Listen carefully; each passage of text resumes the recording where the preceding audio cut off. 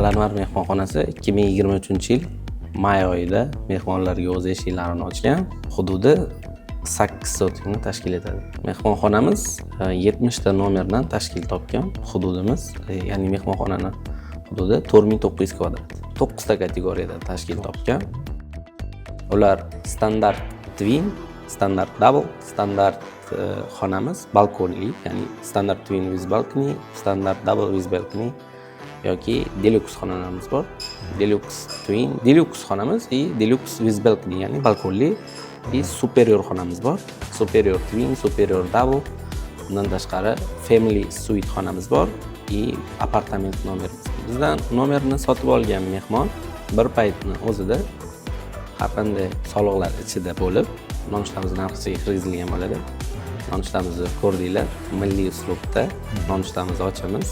5 kun, ya'ni dushanbadan jumagacha 7 dan 10 gacha, shanba va yakshanba kunlari mehmonlarning yaxshiroq dam olishini hisobga olib 7 dan 11 gacha qilib qo'yganmiz. O'sha nonushtamizdan bahramand bo'lishadi. Bundan tashqari soat ertalab 7 dan kechki 7 gacha spa zonamiz mehmonlarimizga xizmat ko'rsatadi. Bu ham narxning ichida bo'ladi. Sport zalimizni ko'rdingiz. Sport zalimiz u 24 soat mehmonlarimiz uchun ochiq. Ochiq, ha. U hamma xarajatlar ichida. Ichida. Zo'r.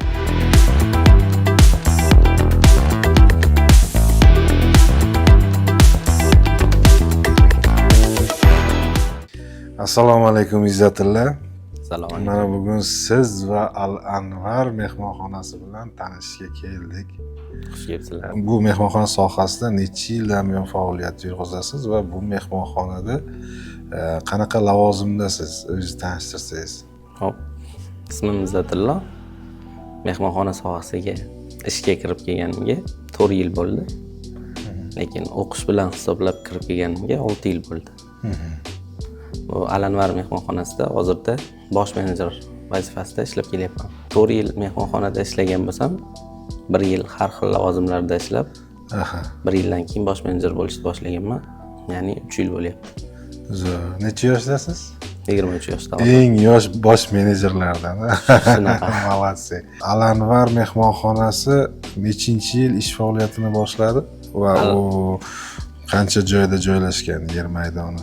Alanvar mehmonxonasi 2023-yil may oyida mehmonlarga o'z eshiklarini ochgan. Hududi 8 sotikni tashkil etadi.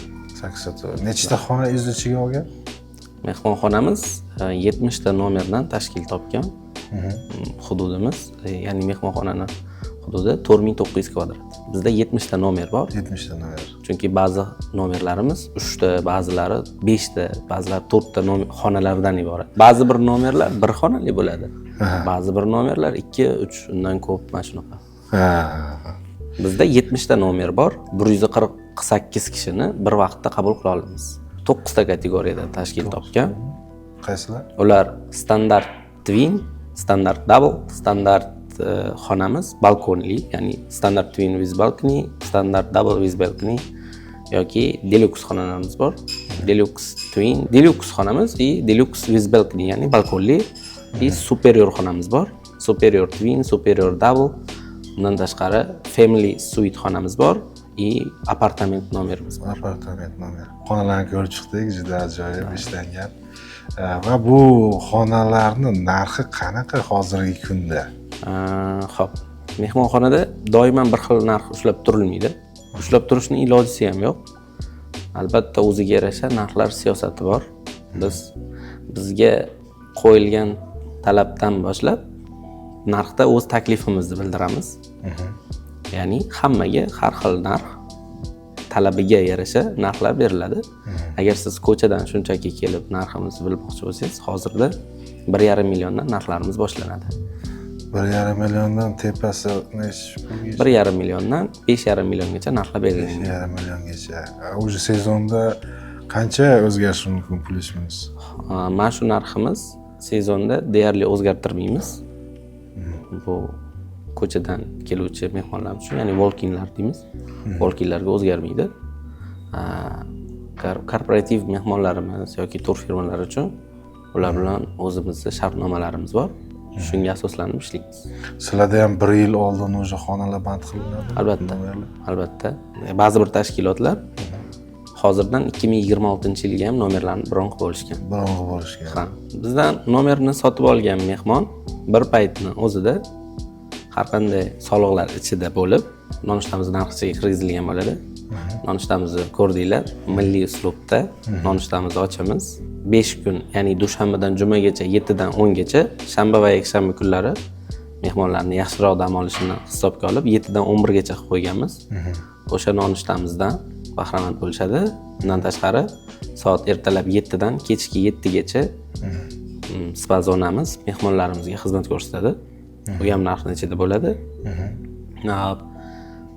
Sport zalimizni ko'rdingiz. Sport zalimiz u 24 soat mehmonlarimiz uchun ochiq. Ochiq, ha. U hamma xarajatlar ichida. Ichida.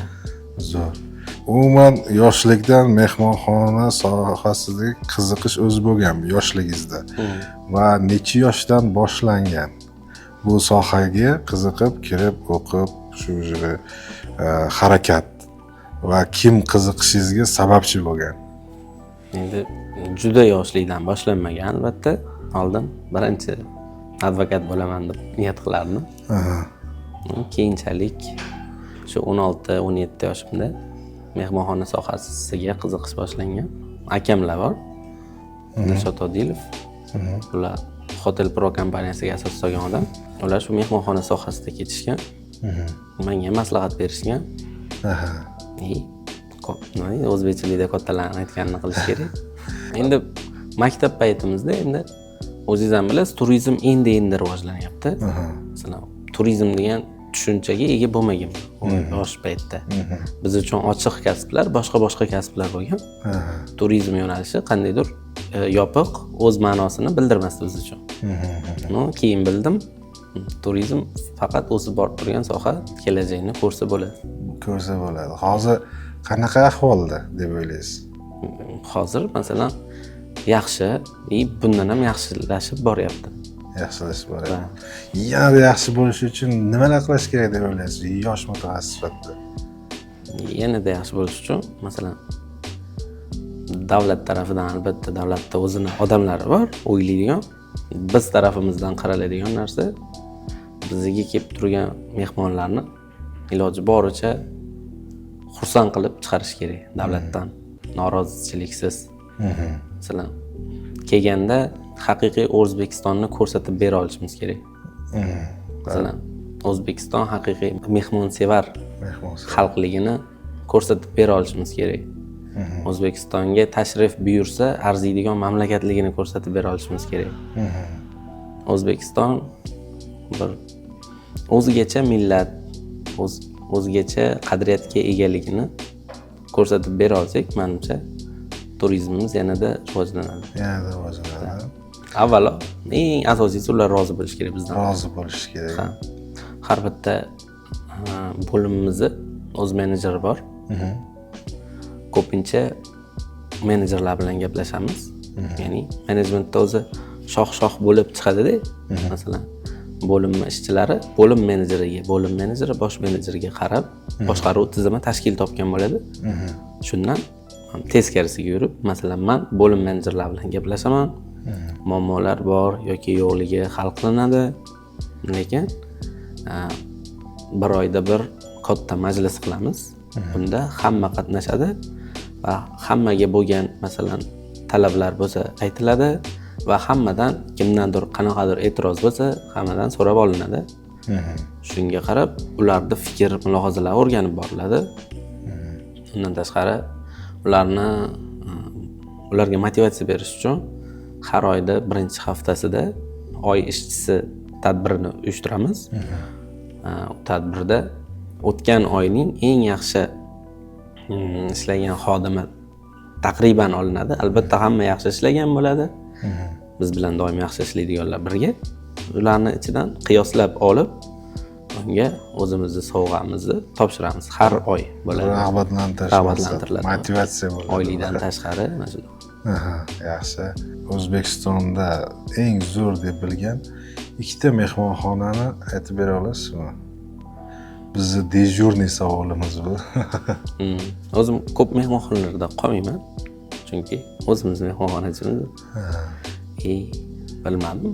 Lekin menimcha aslan eng yoqadigan, tashqaridan ko'rganda ham chiroyli mehmonxona Intercontinental Trilliant ichida bilsangiz. U yoqadi. Undan keyin albatta Hilton yoqadi. Baribir rivojlangan joyda qurilgan shahar Toshkent City ichida ikkovi yoqadi. Chet davlatlarda bo'ldingizmi? Yo'q, hali bo'lmaganman. Hali bo'lmagansiz. Bo'lish xohlaysizda, baribir chiqmagan. O'zi shu sohada ishlaydigan odamni niyati ham boshqa joylarni ko'rish bo'ladi.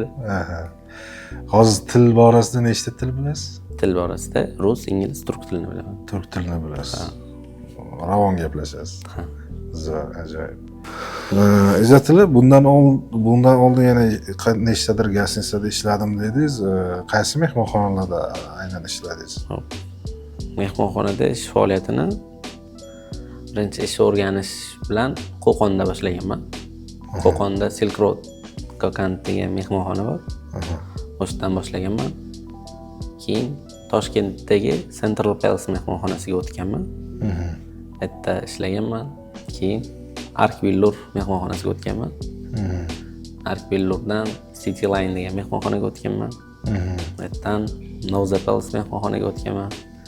Navza Palacedan Arkvillurga qaytganman. Arkvillurdan Friday Old City degan mehmonxonaga o'tganman. Friday Old Citydan Alanvarga kelganman. Voy, transferlarim nechta bo'ldi? Men sanasiga ham chalg'ib ketdi. O'sha 4 yilda shuncha sayohat. Malatsiz, shu yoshingizda gap bo'lishi mumkin emas. Keyingi ishlaringizda muvaffaqiyatlar tilab qolamiz. Rahmat. Sog' salomat bo'ling va biz yana ko'rishamiz inshaalloh.